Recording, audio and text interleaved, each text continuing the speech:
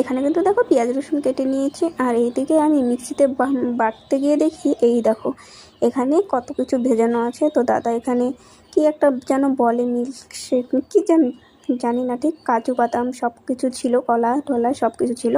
তো সেগুলো একটু খেয়ে নিলাম। আর এইদিকে দেখো আমি মিক্সিতে কিন্তু বেটেও নিয়ে চলে এসেছি। আর এদিকে দাদা কিন্তু রান্না করতে বসে পড়ছে, দাদা কালকে যাবে কাজে, তো আজকে দাদার হাতের রান্না আর দাদাই কিন্তু খাওয়ালো। তো দেখো এখানে কিন্তু সবাই মিলে বসে পড়েছি খেতে, আর আমরা লুচি খাচ্ছি, আর দাদা দেখো একটা করে লুচি খেয়ে আবার ভাত নিয়ে নিয়েছে। আর এদিকে সবাই আলু চাচ্ছিল, বর্মা বলছে আলু কোথায় পাবো। তারপর দেখো আমি কিন্তু 3টে লুচি খেয়েছিলাম। তো দেখো মাংসটা কিন্তু দারুণ হয়েছিল, আর লুচিটাও কিন্তু দারুণ হয়েছিল।